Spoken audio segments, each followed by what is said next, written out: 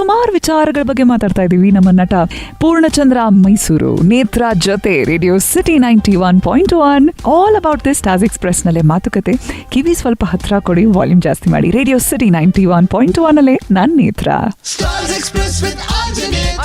Unedited RJ ನೇತ್ರ ಜೊತೆ ಸದ್ಯದ ಪರಿಸ್ಥಿತಿಯಲ್ಲಿ ಸಿನಿಮಾ ಇಂಡಸ್ಟ್ರಿನಲ್ಲಿ ಒಳ್ಳೊಳ್ಳೆ ಕಥೆಗಳಂತೂ ಅಫ್ಕೋರ್ಸ್ ತರೋ ಪ್ರಯತ್ನ ಬಹಳ ಜನ ಈಗಿನ ನ್ಯೂ ಏಜ್ ಫಿಲ್ಮ್ ಮೇಕರ್ಸ್, ನಮ್ಮ ರೈಟ್ ಫ್ರಮ್ ಇವಾಗ ಮರ್ಯಾದೆ ಪ್ರಶ್ನೆ ಸಿನಿಮಾ ಬಗ್ಗೆ ಏನು ಮಾತಾಡ್ತಿದ್ವಿ, ಪ್ರದೀಪ ಟ್ರೈ ಮಾಡ್ತಿರೋದಿರ್ಬೋದು, ಹಾಗೆ ಬಹಳಷ್ಟು ಫಿಲ್ಮ್ ಮೇಕರ್ಸ್ ಬರ್ತಾ ಇದ್ದಾರೆ. ಒಂಥರ ಖುಷಿ ಆಗುತ್ತೆ. ಇತ್ತೀಚಿನ ಟೈಮ್ನಲ್ಲಿ ಈಗ ರೀಸೆಂಟ್ಲಿ ನಾನು ನೋಡಿದಂಥ ಸಿನಿಮಾಗಳು ಲೈಕ್ ರೂಪಾಂತರ ಇರಬಹುದು, ಹೀಗೆ ಹಲವಾರು, ಬ್ಲಿಂಕ್ ಇರಬಹುದು, very different story line and ತುಂಬ ಆಶ್ಚರ್ಯ ಆಗುತ್ತೆ. ವಾವ್, ಚೆನ್ನಾಗಿದೆ ನಮ್ಮ ಕನ್ನಡಕ್ಕೆ ಈ ಥರದ್ದು ಸಿನಿಮಾಗಳು ಬರ್ತಿವೆ ಅಂತ. ಮರ್ಯಾದೆ ಪ್ರಶ್ನೆ ಸಿನಿಮಾದ ಬಗ್ಗೆ ಹೇಳಿ. ಸೆಟ್ಟಲ್ಲಿ ಮಜಾ ಮಾಡಿದ್ವಿ ಎಲ್ಲ ಸರಿ, ಅಪಾರ್ಟ್ ಫ್ರಮ್ ದ್ಯಾಟ್ ನಿಮ್ಮ ಆಸ್ ಅ ಕ್ಯಾಬ್ ಡ್ರೈವರ್ ನೀವು ಕನ್ಸೀವ್ ಮಾಡಿದಂಥ ರೀತಿ ಈ ಕಥೆನ. ನನಗೆ ಫಸ್ಟ್ ಪ್ರದೀಪ್ ಅವರು ಫೋನ್ ಮಾಡಿ ಕರೆದು ಮತ್ತೆ ನಾಗರಾಜ್ ಅವರು ಸ್ಟೋರಿನ ನಮಗೆ ಎಕ್ಸ್ಪ್ಲೈನ್ ಮಾಡಿದ್ರಲ್ಲ, ನಂಗೆ ಇಡೀ ಪ್ರಾಸೆಸ್ ಇಷ್ಟ ಆಯಿತು. ಅವ್ರ ಕಥೆನ ನನಗೆ ಪ್ರೆಸೆಂಟ್ ಮಾಡಿದ ಪ್ರಾಸೆಸ್ ಇಷ್ಟ ಆಯಿತು. ಅಂದರೆ ಅವರು ಆ ಇಡೀ ಕ್ಯಾರೆಕ್ಟರ್ದು ಮತ್ತು ಅದು ಹೆಂಗೆ ಎಮೋಷನ್ ಕ್ಯಾರಿ ಮಾಡುತ್ತೆ. ಅವರು ಹೇಳಿದ್ದೇನೆಂದರೆ, ನೋಡಿ ನೀವು ಈ ಎಲ್ಲ ಪಾತ್ರಗಳೂ ಏನೇನು ಮಾಡುತ್ತಲ್ಲ ಅದು ಅಷ್ಟು ಎಮೋಷನ್ಸ್ನ ನಾನು ಈ ಪಾತ್ರಕ್ಕೆ ಇಟ್ಟಿದ್ದೀನಿ. ಅಂದರೆ is the one guy who's connected to many people. ಅಂದರೆ ಅವನು ತನ್ನ ಫ್ರೆಂಡು ಒಬ್ಬೊಂದು ಮೇನ್ ಕ್ಯಾರೆಕ್ಟರ್ ಏನಿದೆ ಅವನ ಎಮೋಷನ್ಸ್ನು ಇವನ್ ಕ್ಯಾರಿ ಮಾಡ್ತಾ ಇದ್ದಾನೆ. ಅವನ ಜೊತೆ ಏನೇ ತಿಕ್ಕಾಟ ಆದರೂ ಈ ವೋಂಟ್ ಲೆಟ್ ಹಿಮ್. ಅವನ ಜೊತೆ ಬೇಜಾರಾದರೂ ತಿರ್ಗಾ ಹೋಗಿ ಹೌದು ಗುರು ನನಗೇನೋ ಕನ್ಫ್ಯೂಷನ್ ಇದ್ದಾಗ ನೇತ್ರನೇ ಬರ್ತಾ ಇದೆ, ಈಗ ಮತ್ತೆ ಕನ್ಫ್ಯೂಷನಲ್ಲಿ ಇದ್ದೀನಿ ಅಬೌಟ್ ಯು ಓನ್ಲಿ. ನನಗೂ ನಿನ್ನ ಸಂಬಂಧದ ಬಗ್ಗೆನೇ ನನ್ನ ಕನ್ಫ್ಯೂಷನ್ ಇದೆ, ಬಟ್ ಸ್ಟಿಲ್ ನಾನು ಇಲ್ಲಿದ್ದೀನಿ, ಸಾಲ್ವ್ ಮಾಡ್ಕೊಳ್ಳೋಣ ಬಾ ಅನ್ನೋ ಥರದ್ದು ಒಂದು ಈ ಥರದ್ದು. ಆಮೇಲೆ ತನ್ನ ಹುಡುಗಿ ಜೊತೆ ಇರೋ ಸಂಬಂಧ, ಮತ್ತು ಆ ಹುಡುಗಿ ಫ್ಯಾಮಿಲಿ ಜೊತೆ ಇರೋ ಸಂಬಂಧ, ಅವ್ರ ಅಣ್ಣಂದು ಮತ್ತು ಇವ್ರದ್ದು ಫ್ರೆಂಡ್ಶಿಪ್ಪು, ಈ ಎಲ್ಲ ಪ್ರಾಬ್ಲಮ್ಸ್ದು ಅದು ಪ್ರಾಬ್ಲಮ್ಸು ಮತ್ತು ಸಿಚುವೇಶನ್ನು, ಪರಿಸ್ಥಿತಿ, ಖುಷಿ, ಸಂತೋಷ ಏನೇ ಇದ್ರೂ ಅದಷ್ಟು ಎಮೋಷನ್ ಈ ಪಾತ್ರದ ಮೇಲಿದೆ.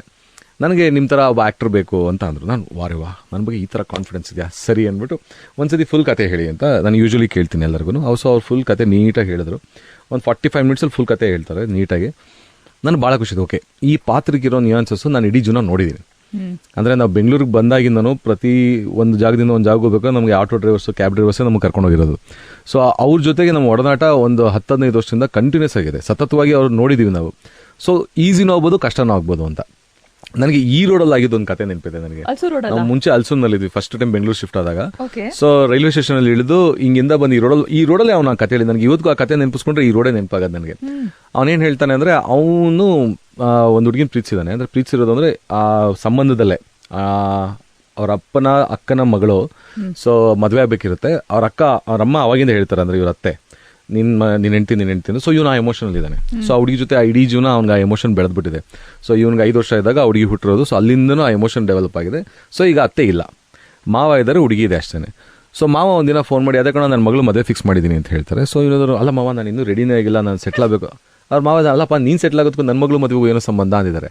ಇವನು, ಅಲ್ಲ ನನಗಲ್ಲ, ನಿನ್ಗಲ್ಲಪ್ಪ, ನನ್ನ ಮಗಳು ಒಳ್ಳೆ ಗೌರ್ಮೆಂಟ್ ಕೆಲಸದಲ್ಲಿ ಹುಡುಗರು ನೋಡಿ ಮದುವೆ ಮಾಡಿಸ್ತಾ ಇದ್ದೀನಿ. So let's not worry about it ಅಂತ. ಇವ್ನು ಅವಾಗ ಡಿಪ್ರೆಸ್ ಆಗ್ಬಿಡ್ತಾನೆ. ಹುಡುಗಿಗೂ ಫೋನ್ ಮಾಡಿ ಕೇಳ್ತಾನೆ, ಇಲ್ಲ ನಮ್ಮ ಅಪ್ಪ ಏನು ಹೇಳ್ತಾರೆ ಅದನ್ನೇ ಮಾಡ್ತೀನಿ ಅಂತ ಹೇಳ್ತಾನೆ. ಸೊ ಇವನು ನನಗೆ ಹೇಳಿದ್ದಾನೆ, ಶಿ ವಾಸ್ ಆಲ್ಸೋ ರೈಟ್. ಅವಳು ಕರೆಕ್ಟು, ಅವರು ಕರೆಕ್ಟು, ಅವ್ರ ಮಗಳದು ಅವ್ರು ನೋಡ್ಕೊತಾ ಇದ್ದಾರೆ.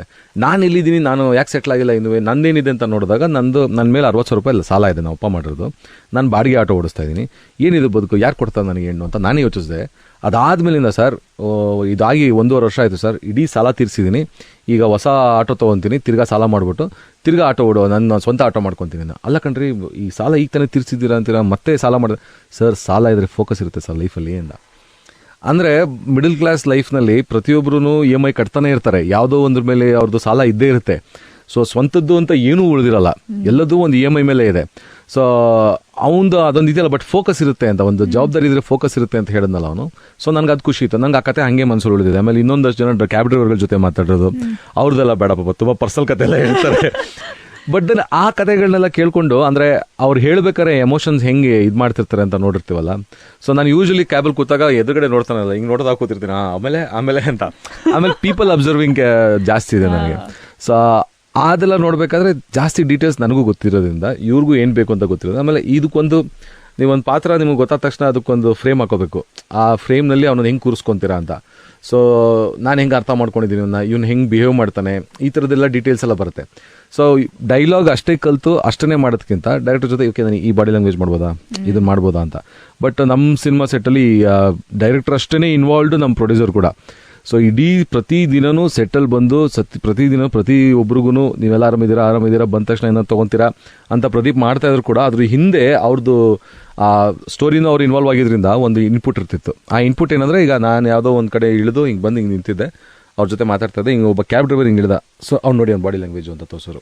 ಯೂಶ್ವಲಿ ನೀವು ಕಾರಲ್ಲಿ ಕೂತು ಪ್ಯಾಂಟ್ ಕೆಳಗಡೆ ಜಾರ್ಬಿಟ್ಟಿರುತ್ತಲ್ಲ, ಅವ್ನು ಇಳಿದ ತಕ್ಷಣ ಹಿಂಗೆ ಎತ್ಕೊಂಡ, ಅದು ನೋಡಿದ್ರ ಅಂತ ಕರೆಕ್ಟ್ ಅಲ್ವಾ ಅಂತ. ಸೊ ಅದನ್ನ ಯೂಸ್ ಮಾಡಕ್ ಶುರು ಮಾಡಿದೆ. ಆಮೇಲೆ ನಿಮಗೆ ಆ ಥರ ಡೀಟೇಲ್ಸ್ ಎಲ್ಲ ಕಡೆ ಇನ್ಪುಟ್ ಸಿಗುತ್ತಲ್ಲ, ಸೊ ಅದೆಲ್ಲ ಸೇರಿ ಒಂದು ಫ್ರೇಮ್ ಆಗಿ ಒಂದು ಪಾತ್ರ ಆಗಿ ಅದಕ್ಕೆ ಮಜಲ್ಲು ಬಾಡಿ ಎಲ್ಲ ಬಂದು ನಿಂತ್ಕೊಳ್ಳೋದಕ್ಕೆ ಕಂಡು ಬಂದೆ. ಸೊ ಅವಾಗ ಅದು ಕಂಪ್ಲೀಟ್ ಆಗುತ್ತೆ. ಇದಾಗಿತ್ತು ನಟ ಪೂರ್ಣಚಂದ್ರ ಅವರ ಮಾತುಗಳು ನೇತ್ರ ಜೊತೆ ರೇಡಿಯೋ ಸಿಟಿ 91.1 ಅನ್ಎಡಿಟೆಡ್ ಆರ್ಜೆ ನೇತ್ರ ಜೊತೆ ರೇಡಿಯೋ ಸಿಟಿಯಲ್ಲಿ ನಾನ್ ನೇತ್ರ.